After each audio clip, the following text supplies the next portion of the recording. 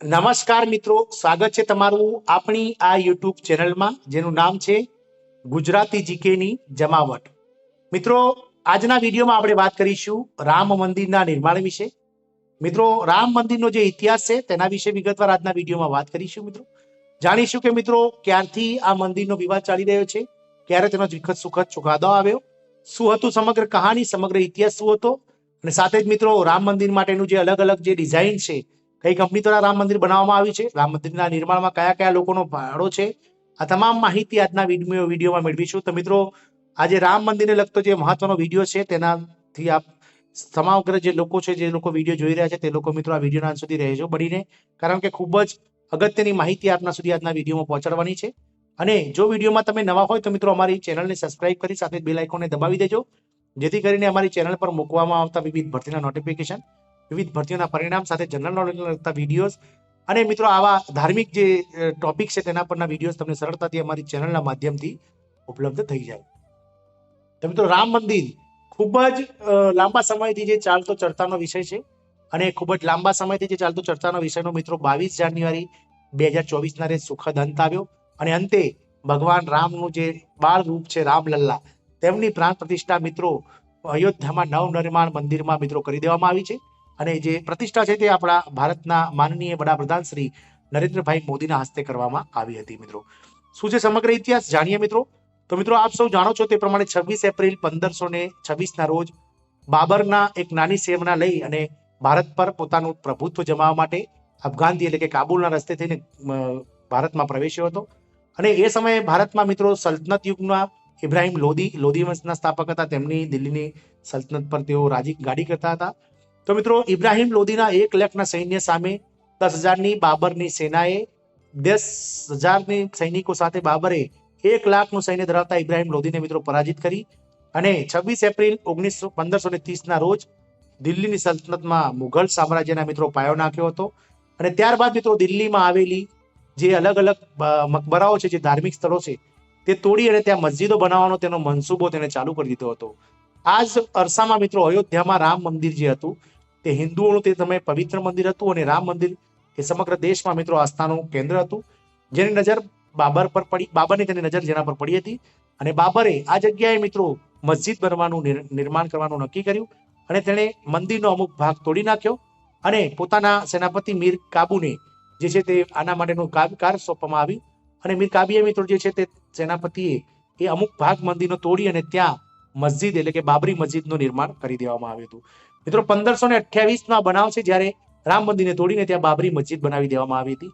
બાબરી મસ્જિદ બન્યા બાદ 1528 એટલે કે લગભગ 600 વર્ષના સમયગાળા દરમિયાન ઘણીવાર મિત્રો હિન્દુઓએ આ મસ્જિદ તોડી અથવા તો મસ્જિદના ભાગને ઉથલાવી અને ત્યાં રામ મંદિર નિર્માણ કરવાનો પ્રયત્ન કર્યો હતો. અને વર્ષોથી મિત્રો જે છે તે ભારત સરકારની આઝાદી બાદ પણ આ મુદ્દો ચડતો રહ્યો હતો અને કોર્ટમાં જે છે સુપ્રીમ કોર્ટમાં કેસ ઘણા લાંબા સમયથી ચાલતો હતો. અને મિત્રો સુપ્રીમ કોર્ટ દ્વારા મિત્રો સુખદ જે ચુકાદો છે તે 2019માં આપણા ભારતના પૂર્વ સુપ્રીમ કોર્ટના ચીફ જસ્ટિસ રંજન ગોગોઈની જે બેચ છે તેમણે આપી દીધો અને તેમણે મિત્રો રામ મંદિરમાંથી જે અવશેષો મળ્યા હતા વકીલો દ્વારા જે દલીલો કરવામાં આવી હતી અને ખૂબ જ લાંબા સમયથી ચાલતું જે સમગ્ર પ્રકરણ છે તેનું અધ્યયન કરી અને એવું નક્કી કર્યું હતું કે અયોધ્યામાં જે જગ્યાએ બાબરી મસ્જિદ છે ત્યાં ખરેખર રામ મંદિર જ હતું, એટલે રામ મંદિર નિર્માણ પામશે.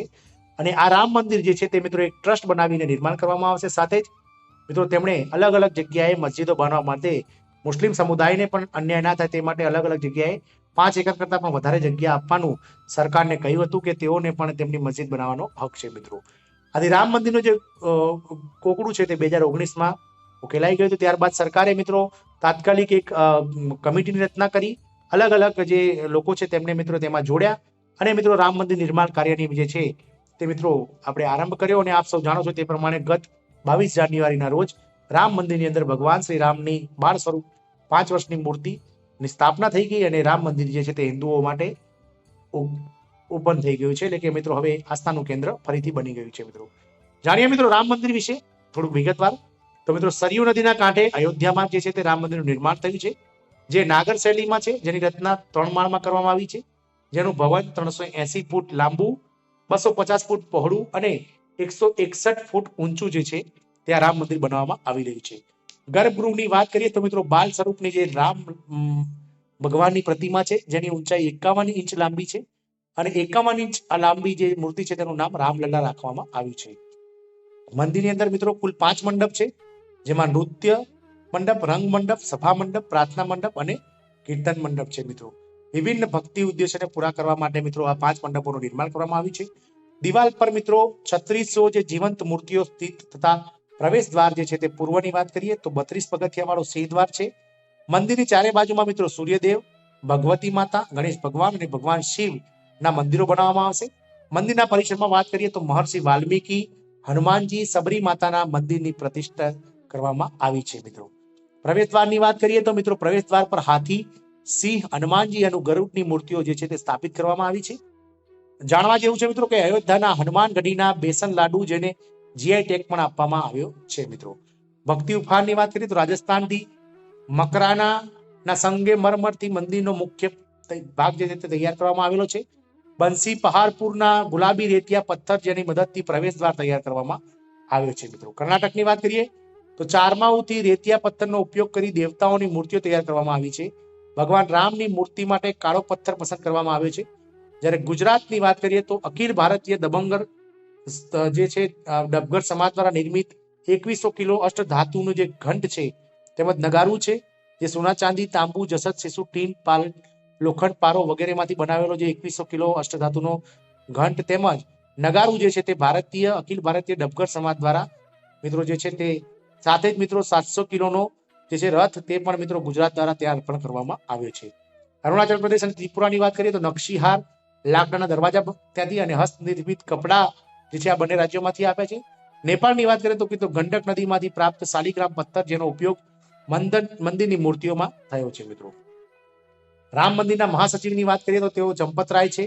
મૂર્તિકારની વાત કરીએ તો રામ મંદિરના જે મૂર્તિકાર છે તેઓ અરુણ યોગીરાજ છે, જેઓ કર્ણાટક મૈસૂરના રહેવાસી. આ સિવાય ગણેશ ભટ્ટ અને સત્યનારાયણ પેંગે પણ તેમનો સહકાર આપ્યો છે. મંદિર નિર્માણકર્તાની વાત કરીએ તો નિર્માણ કંપની મિત્રો L&T છે, લાર્સન એન્ડ ટુબ્રો કંપની. અને વાસ્તુકારની વાત કરીએ તો ચંદ્રકાંત બી સોમપુરા, નિખિલ અને આશીષ સોમપુરા જે કહીએ તેઓ લોકો મિત્રો આના વાસ્તુકાર છે. અને મંદિરમાં પવિત્ર કુંડની વાત કરીએ તો સીતાકુંડ આવેલો છે. રામલાલાની પ્રથમ પ્રાણ પ્રતિષ્ઠાનો સમયગાળો જે છે તે મિત્રો 84 સેકન્ડનો હતો, જેનો મુહૂર્ત બપોરે 22 જાન્યુઆરી બપોરે 12:29 થી 12:29 દરમિયાન હતું. મિત્રો રામ મંદિરનું નિર્માણ જે છે તે મિત્રો શ્રી રામ જન્મભૂમિ તીર્થ ક્ષેત્ર દ્વારા કરવામાં આવે છે.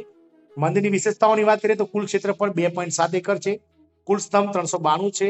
મંદિરમાં કુલ દ્વારની સંખ્યા 44 છે અને મંદિર પરિસર કુલ ક્ષેત્રફળ 70 એકરમાં ફેલાયેલું છે. મિત્રો અમે આગળ વાત કરી તે પ્રમાણે ચીફ જસ્ટિસ ભારતના સુપ્રીમ કોર્ટના પૂર્વ ચીફ જસ્ટિસ રંજન ગોગોઈએ 9 નવેમ્બર 2019માં ચુકાદો આપ્યો હતો, જેમાં રામ મંદિરને એક ટ્રસ્ટ અંતર્ગત નિર્માણ કરવું, સુન્ની વકફ બોર્ડને મિત્રો 5 એકર જમીન અલગ અલગ સ્થળે મસ્જિદ માટે આપવામાં આવી હતી. ફેબ્રુઆરી 2020માં મિત્રો રામ જન્મભૂમિ તીર્થ જે ટ્રસ્ટ તેની સ્થાપના થઈ હતી અને 5 ઓગસ્ટ 2020ના રોજ મંદિરનું મિત્રો ભૂમિપૂજન માનનીય વડાપ્રધાન શ્રી નરેન્દ્રભાઈ મોદીના હાથે કરવામાં આવ્યું હતું. અગાઉ વાત કરી તે પ્રમાણે મિત્રો 1528માં બાબરના સેનાપતિ મીર બાકીએ મસ્જિદનું નિર્માણ રામ મંદિરની જગ્યાએ કરી દીધું હતું. મિત્રો તો આજના વિડીયોમાં મિત્રો આપણે રામ મંદિર વિશે થોડું વિગતવાર જાણ્યું, તેનો ઇતિહાસ જાણ્યો. આશા રાખીશું કે આજના વિડીયોને જોઈ રહેલા રામ મંદિરના ભક્તોને અને આવનારી પરીક્ષાઓની તૈયારી કરી રહેલા લોકોને, ઉમેદવારોને આ વિડીયો ચોક્કસથી મિત્રો ઉપયોગી નીવડે તેવી આશા. જય હિન્દ, અસ્તુ.